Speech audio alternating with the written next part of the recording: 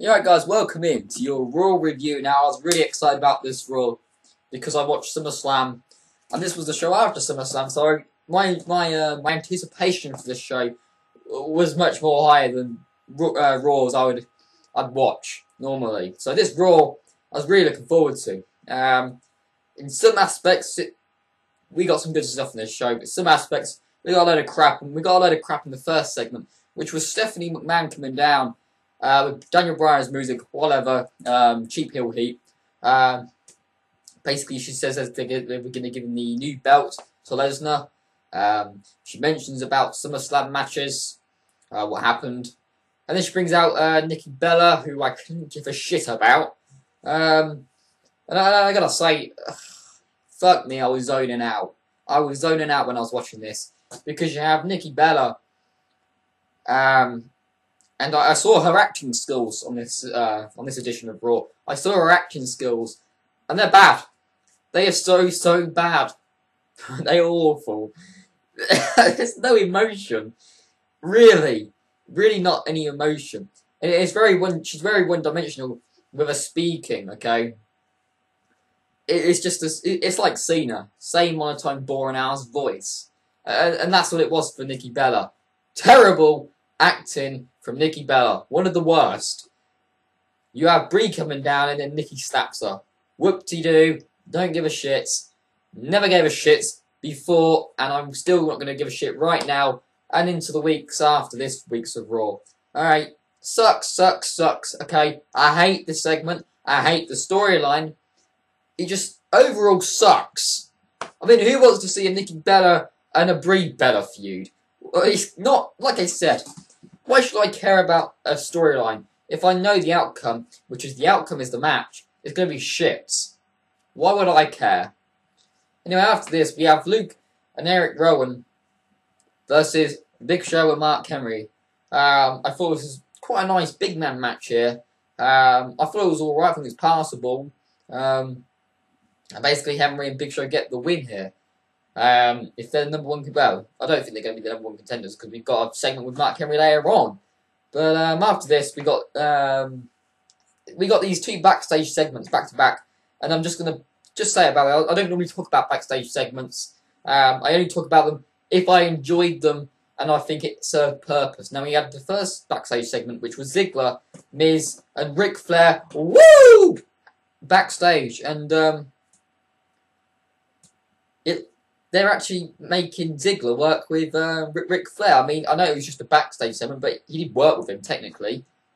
And Ric Flair said in interviews and stuff that he wants to work with Ziggler. And hopefully, WWE are actually going to give... they're going to give Ric Flair what he wants, because he's paid his duties in the WWE, the wrestling business, WCW, AWA.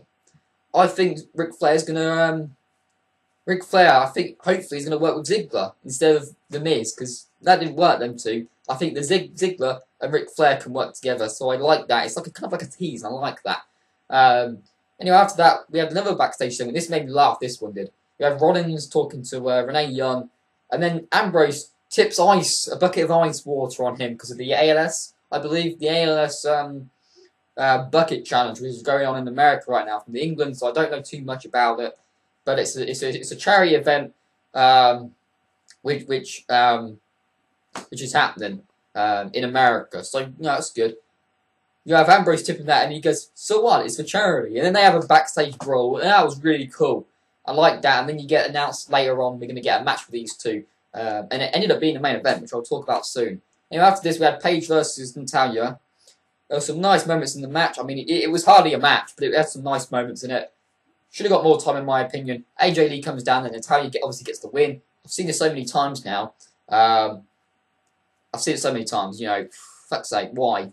AJ wants to shake Paige's hand, then she evacuates the ring, and that ends the segment. So, not too much really here to talk about. Not much. I didn't really like it that much. I thought the match should have gone a bit longer. And I thought Paige should have got the win, regardless. You know, she's the new champion in that, so make her win. Even if AJ Lee comes down to try and cost her the match, just have her win, and then maybe they can have a brawl or something, you know, something different. You know, I've seen that so many times now, and it's just a bit cheap to me. You've got the new champion, you want to elevate her a bit more, you know. Now after this, we have Triple H and Stephanie basically revealing the new belt. God, got no pop at all. I mean, I did crack up there. They reveal the belt, and there is no pop up from the crowd at all. It's silent. There's not really much change to it, to be honest. It's just a new logo. You know, if it was a completely new design, yeah, they'd probably pop. You know, with Rock last year. Yeah, it was last year, beginning of last year, with the new belt. It's just a new logo, that's all it is. Lesnar comes down, holds the belt. John Cena's not in the building, they say, but Paul Heyman says, obviously. And then he cuts a promo, and he's kind of giving respect to John Cena, saying that he'd be a Paul Heyman guy, and just saying that. I didn't like that. Did not like that at all. I thought this wasn't a great Paul Heyman promo, in my opinion, because I do like his stuff, his promos, but I just felt this one just, to me, it felt a bit too long, and, you know, if someone's going to kiss ass to John Cena, I'm not going to like it, either way. So, I wasn't a big fan of this segment, even if it included the legit guy of Brock Lesnar. Wasn't a big fan of this. After this, we had Ziggler versus The Miz. And I did predict that they're going to have a match next time on Raw, which is the following night on Raw, for the IC strap. And I knew that was going to happen. I said in my SummerSlam, and I said they better not give it to Miz again. And they didn't, which was good. A good match. Good in-ring psychology from Ziggler with the selling his leg. I like that. Basically, Miz gets the win with the count out, which was good. You know, they did protected Ziggler's character, and they kind of protected Miz's character as well with him winning but not getting the championship. So I like that. Basically, Miz goes on to attack him, and then Ziggler just hits the zigzag and basically wins that one. Really, that's all she wrote. Good. I think this was a good stuff. Really, I think it was nice it was in the middle of this Raw, and I like this. You know, but I'm not much of a fan of repeated matches after a pay-per-view, because you go and buy the pay-per-view and you see this. I guess it's not so bad if you have the network, because you're ultimately paying £10 every month to get Raw, SmackDown, and then the pay-per-views, of course. But for me in the UK, you have to buy it. You know, we haven't got the network yet, you see, so we have to buy it on Skybox Office. And you know, to me it just feels a bit cheap. You know, I brought the pay-per-view, and then we get it the match here as well. You know, for free. You know, after this, we have Swagger versus Cesaro. Cesaro gets the win. Thank God he got the win, because he lost to RVD on the pre-show, you know, and he lost to Swagger a couple of weeks back. Then Bo Dallas comes out, does his usual stick with Jack Swagger. So it looks like they're going to go with Jack Swagger and Bo Dallas feud for now. You know, after this, we have the 6-man tag match. Sheamus, RVD, and Roman Reigns versus Ryback and Randy Orton. Now, I've got to say, Ryback got some good reactions here. Ryback got some good reactions. He was over in this match. I believe it's because he's from Las Vegas, but they were really chanting for him. Ryback, we want Ryback, you know, feed me more. He got a nice popping up. It's kind of nice for a Ryback, in my opinion. But ultimately, RVD gets the win here.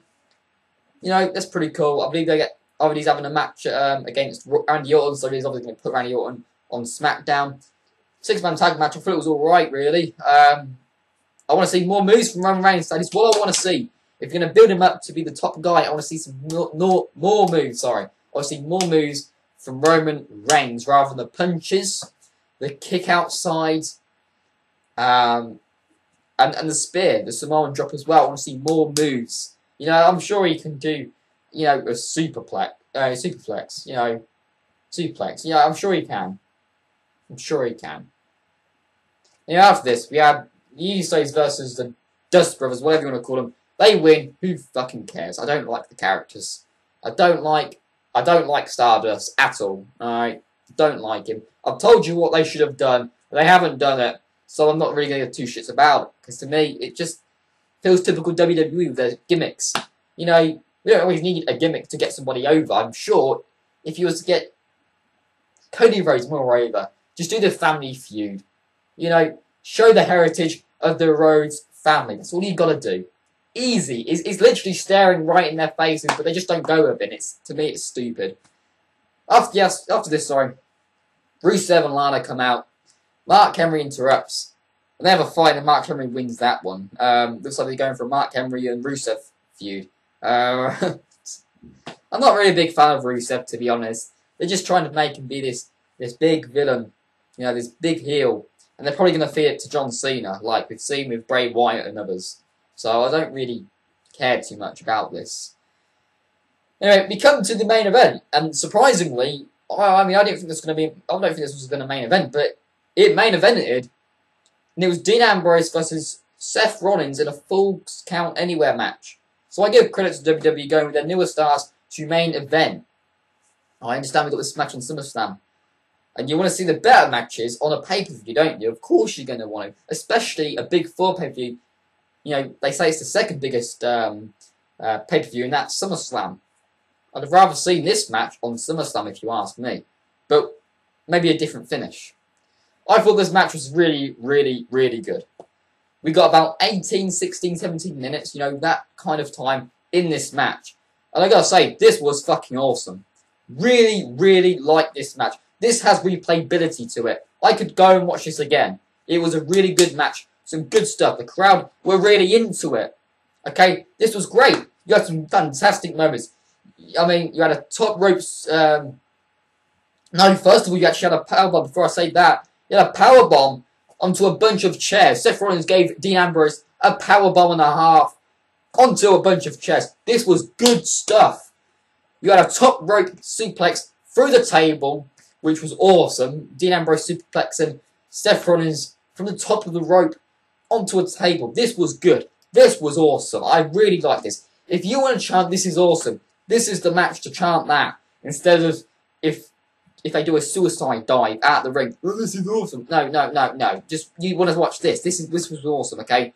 This is the kind of stuff I want to see. Alright? Ultimately, well, in the match you have Dean Ambrose, he's about to get the win here, and then Kane, you know, screws him out of that, breaks the count. And we end up having Seth Rollins and Kane beating on Dean Ambrose. Chokes them on the announce table, didn't break. I think you had a curb stomp on the announce table. And then Kane reveals, it was under a table, a little table, reveals under there, concrete bricks. And Seth Rollins does a curb stop on there and they break. This was awesome in my opinion. And the ref had to stop it. The ref stops the match. And Seth Rollins wins by a knockout, you know, whatever. This was awesome. This really was a good match. About 16, 17, 18 minute match here in the main event. You won't see me, you know, bitching about this match at all. This was really good. I think it really, you know, made this show good. I thought the show was a good show just because of the main event. You know, there was some good stuff in this in the Raw. There was some bad stuff, but it kind of leveled out, you see. And then Dean Ambrose versus Seth Rollins in the main event. That's what I like because it was the main event. They built this up to be the main event, believe it or not. And this went some time, and it made this Raw a bit better. You know, people went home happy after this Raw. I was happy with myself. You know, I was happy with the show because of the main event. There was some stuff in there I liked as well in Raw. But ultimately, guys, I've got to give you my verdicts out of 10. Looking at this show, there were some ups and downs throughout the show, but ultimately, the main event, in my opinion, saved this show. You know, obviously, my grades, you know, do reflect on other Raws as well. And I can't go, oh yeah, that was great, that was 9 out of 10. I can't do that because I'm giving my verdict on the overall show, okay? Everything on the Raw counts, okay? I can't just look at one thing and be like, yeah, that's great, makes everything great, because it doesn't happen. It can ultimately make it better, but it can't save everything. So with this Raw, you know, bearing in mind, I normally give Raw weekly basis, right, when I'm not happy, which I never really am. Okay, my average score for Raw is a 3 and a 4, okay? But this Raw, in my opinion, gets a 5.5 out of 10. I thought this was a good show, in my opinion, okay? 5.5 to me is good for Raw right now, okay? It's been better than other shows in the past, okay? In the near past, which has been happening. It was a good Raw in my opinion. The main event really was good. That is something you need to see. If you haven't seen the main event, watch the main event, all of it, because it was really good. Let's see what they do next week on Raw. Okay, will Brock Lesnar be on the show? What are they going to do with Ambrose? Will he be out? I'm looking forward to next week's Raw, and that is good for the WWE for me because I'm looking forward to to next week's show. And normally when I watch Raw, I don't look forward to it. So a good job in my opinion for WWE. No, not much complaining from me, apart from the Nikki Bella and Brie Bella stuff. That fucking sucks. But you know what? This Raw was alright. Until next time, guys, because I think I'm going a bit on here. I'm jibber-jabbing. Until next time, guys. See ya.